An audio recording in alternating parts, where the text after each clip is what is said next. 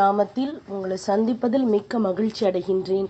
நாம் இன்று தியானிக்க எடுத்திருக்கும் தலைப்பு, நீதி உங்களை விடுதலையாக்கும். தியான வசனம் நீதிமொழிகள் அதிகாரம் 11 வசனம் 6.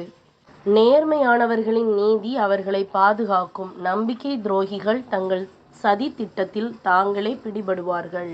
இந்த வசனத்தின் மூலமாக கடவுள் நமக்கு உணர்த்துவதை சிந்திப்போமா?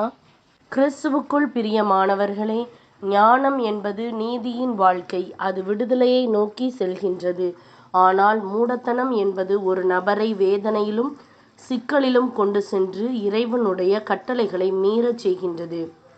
நீதியுள்ள நபர் எப்பொழுதும் வைராக்கியத்துடன் சரியானதையே செய்கின்றார்.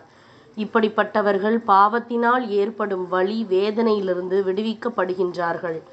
ஆனால் அநீதியில் வாழ்கின்றவர்கள் தனது சுய விருப்பத்தின்படி செய்து துயரத்தில் மூழ்கி போகின்றார்கள். நீதிமான்கள் மட்டுமே வாழ்க்கையில் முன்னேறி வெற்றி பெறுகிறார்கள். எந்த ஒரு பிரச்சனையும் அவர்களை நசுக்க முடியாது. நீதிக்கும் நேர்மைக்கும் முக்கியத்துவம் கொடுக்காத ஒரு வழக்கறிஞர் இருந்தார். அவர் எப்போதும் பணத்திற்கு பின்னால் ஓடிக்கொண்டிருந்தார். ஆனால் அவரது மனைவியோ அவருக்கு முற்றிலும் நேர்மாறானவர். ஒரு பக்தியுள்ள மனைவியாக கடவுளுக்கு பயந்து நீதியும் நேர்மையுமாக நல்லதொரு வாழ்க்கை வாழ்ந்தாள்.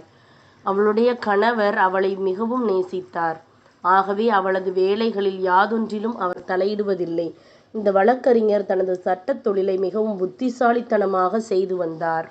ஆனால் ஒருமுறை ஒரு குறிப்பிட்ட வழக்கில் அவர் வசமாய் சிக்கிக் கொண்டார். அதிலிருந்து அவர் தப்பிக்க வழியில்லாமல் இருந்தது. அப்போது மிகவும் நீதிமானாக வாழ்ந்த நீதிபதி ஒருவர் அவரை அழைத்து அவருக்கு புத்தி சொல்லி கண்டித்தார். உங்கள் பெயரை ஏன் இப்படி கெடுத்துக் கொள்கின்றீர்கள்? என் வாழ்க்கையை பாருங்கள். இறைவன் உங்களை உயர்த்தவில்லையா? நீங்கள் மக்களுடைய வழக்கை நியாயமாய் வாதாடினால் கடவுள் உங்களை ஆசீர்வதித்து உங்கள் மன விருப்பத்தை நிறைவேற்றுவார். மேலும் சகல தீங்கிற்கும் உங்களை விலக்கி காப்பார். அவர் மனைவியின் அன்பும் பிரார்த்தனையும் அவரை மனமாற்றம் அடைய செய்தது. அவர் தனது மனைவியுடன் சேர்ந்து கடவுளுடைய வழிகளில் நடந்தார். இறைவன் விரும்பியபடி அவர் தனது வாழ்வில் நீதிக்கும் பரிசுத்தத்திற்கும் அதிக முக்கியத்துவம் கொடுப்பதை ஒரு நோக்கமாக கொண்டிருந்தார். இறைவன் அவரை ஒரு வெற்றிகரமான வழக்கறிஞராக உயர்த்தினார். பிரியமானவர்களே, நீதிமான்கள் எப்பொழுதும் தங்கள் கஷ்டங்களை மேகத்தைப் போல கடந்து வந்து அடிவானத்தை உடைத்து கொண்டு எழும்புகின்ற சூரிய ஒளியைப் போல முன்னேறுவார்கள். நீதிமான்களுடைய பாதை நடுப்பகல் வரைக்கும் அதிகமாய் பிரகாசிக்கின்ற சூரிய பிரகாசம் போல் இருக்கும். துன்மார்க்கருடைய பாதையோ காரிருளை போல் இருக்கும். தாங்கள் இடறுவது இன்னதில் என்று அறியார்கள்.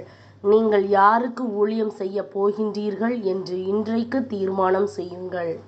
சிந்திப்போம், வாழ்வாக்குவோம். நாம் ஜெபிக்கலாமா? அன்புள்ள ஆண்டவரே, என் வாழ்விலும் மனதிலும் ஏதேனும் துன்மார்க்கம் இருந்தால் எனக்கு காண்பித்தருளும். என் இருதயம் நல்ல நோக்கத்துடனும் நீதியுடனும் நேர்மையுடனும் இருக்க கிருபை செய்தருளும். என் வார்த்தைகளிலும் செயல்களிலும் நீதி இருக்கட்டும். உம்மை ஏமாற்ற நினைக்கின்ற காரியங்களை என் வாழ்க்கையிலிருந்து அகற்றியருளும். உமது கிருபாசன தண்டையிலிருந்து அமைதியையும் மகிழ்ச்சியும் நான் பெற்றுக்கொள்ளும்படி என்னை வழிநடத்தும். இயேசுவின் நாமத்தில் பிதாவே, ஆமென். இந்த நாள் விடுதலையின் நாளாய் அமைவதாக. Praise the Lord.